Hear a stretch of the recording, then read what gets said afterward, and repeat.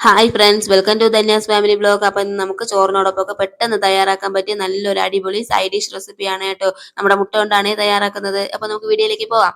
അപ്പം അതിന് വേണ്ടി ഞാൻ ദാ ഇവിടെ ഒരു മിക്സിയുടെ ജാർ എടുത്ത് അതിലേക്ക് ഒരു 1/2 ടീസ്പൂൺ ജീരകം, ഒരു 1/4 ടീസ്പൂൺ കുരുമുളക്, ഒരു 3 ഗ്രാമ്പു, 2 ഏലക്ക ഇത്രയും കൂടെ ഇട്ട് നമുക്ക് ചെറുതായിട്ടൊന്ന് പൊടിച്ചെടുത്ത് കൊണ്ടുവരാമേ.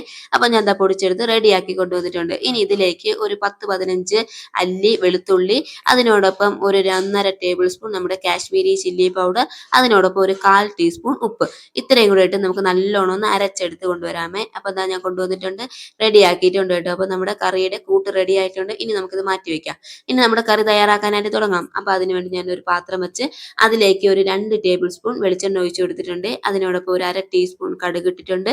ഒരു 1/4 ടീസ്പൂൺ ഉഴുന്ന് പരിപ്പും കൂടെ ഇട്ട് കൊടുക്കാം കേട്ടോ. അപ്പോൾ ഉഴുന്ന് പരിപ്പ് ഇടുമ്പോഴത്തേക്ക് നമ്മുടെ കറിക്ക് ഒരു പ്രത്യേക മണമാണ് കേട്ടോ.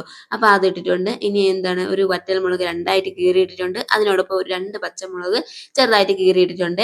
ഇനി അതിലേക്ക് കുറച്ച് കറിവേപ്പിലയും കൂടി ഇട്ടിട്ടുണ്ട്. ഇത്രയും കൂടി ഇട്ട് നമുക്ക് നല്ലോണം ഒന്ന് മൂപ്പിച്ചെടുക്കാമേ. ഇനി മുളകൊക്കെ നമ്മുടെ എരിവിനനുസരിച്ച് നമുക്ക് ആഡ് ചെയ്യാം കേട്ടോ. നമ്മുടെ മക്കളൊക്കെ കഴിക്കുന്നതാണെങ്കിൽ അതിനനുസരിച്ച് നമ്മൾ കുറച്ച് ആഡ് ചെയ്താൽ മതിയേ. അപ്പം എന്താ എല്ലാം കൂടെ നമ്മുടെ മുളകൊക്കെ നല്ലോണം ഒന്ന് ഉഴുന്നൊക്കെ മൂത്ത് വന്നിട്ടുണ്ട്. ഇനി നമുക്ക് ഇതിലേക്ക് മുട്ട ആഡ് ചെയ്ത് കൊടുക്കാം കേട്ടോ. ഞാനിവിടെ 3 മുട്ടയാണ് എടുത്തിട്ടുള്ളത്. അപ്പോൾ ഞാൻ ഡയറക്റ്റ് ആയിട്ട് മുട്ട അതിലോട്ട് പൊട്ടിച്ചൊഴിക്കുകയാണ്. അപ്പോൾ നമ്മുടെ മുട്ട എല്ലാം പൊട്ടിച്ചൊഴിച്ച് ഇനി നമുക്ക് ഇത് ഇങ്ങനെ തന്നെ ഇട്ട് ഒരു 2 മിനിറ്റ് അടച്ചു വെച്ച് വേവിക്കാം കേട്ടോ. അപ്പോൾ നമ്മൾ വേവിക്കുന്നതിന് മുമ്പ് നമുക്ക് ഇതിലേക്ക് ഒരു 1/4 ടീസ്പൂൺ മഞ്ഞൾപ്പൊടി ഇതിന്റെ പുറത്തോട്ട് നമുക്ക് ചെറുതായിട്ടൊന്ന് തൂകി കൊടുക്കാമേ.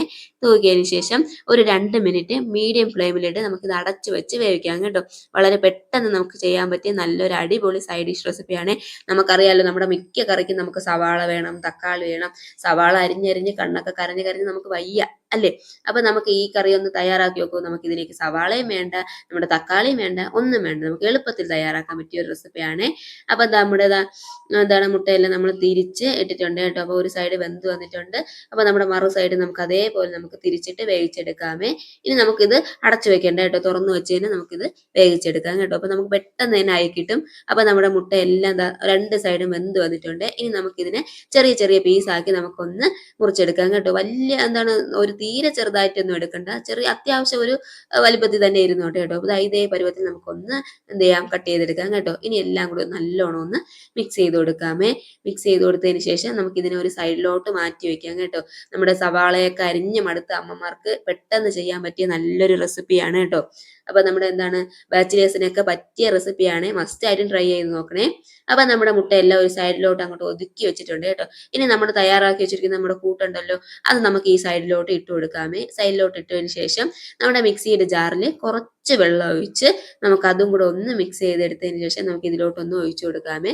ഒഴിച്ചു കൊടുത്ത് നമുക്ക് ഇതെല്ലാം കൂടെ ഇട്ട് നല്ലോണം ഒന്ന് എന്ത് ചെയ്യണം, നമ്മുടെ ഈ പൊടികൾ എല്ലാം നമ്മൾ പച്ചക്കല്ലേ ചേർത്തിക്കുന്നത്. അപ്പൊ നമ്മുടെ ഇതിന്റെ എല്ലാത്തിന്റെ ഒരു പച്ച മണമൊക്കെ ഒന്ന് മാറി വരുന്നത് വരെയും നമ്മുടെ ഈ നമ്മൾ മിക്സി കലക്കി ഒഴിച്ചില്ലേ നമ്മുടെ ആ വെള്ളം, അതൊക്കെ ഒന്ന് വറ്റി വരുന്നത് വരെ നമുക്ക് ഒന്ന് വഴറ്റി കൊടുക്കാം കേട്ടോ. അധിക സമയമൊന്നും വേണ്ട, വെറും 2 മിനിറ്റ് അത്രയും മതിയേ. അപ്പൊ അതെല്ലാം കൂടെ ഒന്ന് വഴറ്റിയതിന് ശേഷം നമുക്ക് നമ്മുടെ മുട്ടയും എല്ലാം കൂടെ ചേർത്ത് ഒന്ന് മിക്സ് ചെയ്ത് കൊടുക്കാം. ഇത്രയേ ഉള്ളൂ കേട്ടോ. നല്ല എളുപ്പത്തിൽ തയ്യാറാക്കാൻ പറ്റിയ നല്ലൊരു റെസിപ്പിയാണ്. പിന്നെ ഒരു പ്രത്യേക കാര്യം, നമ്മുടെ കൂട്ട് തയ്യാറാക്കിയ സമയത്താണ് നമ്മൾ ഇതിലേക്ക് ഉപ്പിട്ട് കൊടുത്തത്. ഇനി നമുക്ക് ഇതിലേക്ക് എന്ത് ചെയ്യാം, നമ്മുടെ ആ ഉപ്പ് നോക്കിയതിന് ശേഷം നമുക്ക് ആവശ്യമെങ്കിൽ ഇതിലേക്ക് കുറച്ച് ഉപ്പും കൂടെ നമുക്ക് ആഡ് ചെയ്ത് കൊടുക്കാം കേട്ടോ. ഇനി നിങ്ങളുടെ കയ്യിൽ മല്ലിയില ഉണ്ടെങ്കിൽ കുറച്ച് മല്ലിയിലയും കൂടെ തൂക്കി കൊടുത്തോളൂ. വളരെ ഈസിയാണ് കേട്ടോ. ഇത്രയേ ഉള്ളൂ. നമ്മുടെ ചോറിനോടൊപ്പം വേണമെങ്കിൽ നമുക്ക് ചപ്പാത്തിയോടൊപ്പം കഴിക്കാൻ പറ്റിയ നല്ല റെസിപ്പിയാണ്. അപ്പൊ നമ്മുടെ സൈഡ് ഡിഷ് റെസിപ്പി ഇവിടെ റെഡി ആയിട്ടുണ്ട്. മസ്റ്റ് ആയിട്ട് നിങ്ങൾ ട്രൈ ചെയ്ത് നോക്കണം. നമ്മുടെ രാവിലെയൊക്കെ സ്കൂളിൽ പോകുന്ന കുട്ടികൾക്കും നമ്മൾ ഓഫീസിലൊക്കെ പോകുന്നവർക്ക് പെട്ടെന്ന് നമുക്ക് ചോറിനോടൊപ്പം തയ്യാറാക്കി എടുക്കാൻ പറ്റിയ ഒരു അടിപൊളി സൈഡ് ഡിഷ് റെസിപ്പിയാണ് കേട്ടോ. ഇതിനോടൊപ്പം വേറെ ഒഴിച്ചു കറി ഒന്നും വേണ്ട. ഇത് മാത്രമാണെങ്കിൽ കഴിക്കാൻ നല്ല ടേസ്റ്റ് ആണ്. അതുകൊണ്ട് നിങ്ങൾ മസ്റ്റ് ആയിട്ട് ട്രൈ ചെയ്ത് നോക്കുക. നിങ്ങളുടെ ഫീഡ്ബാക്ക് എനിക്ക് കമന്റ്സ് ആയിട്ട് അറിയിക്കണം കേട്ടോ. അപ്പൊ മറ്റൊരു അടിപൊളി റെസിപ്പി ആയിട്ട് നമുക്ക് കാണാം. അതുവരെ ബൈ ബൈ.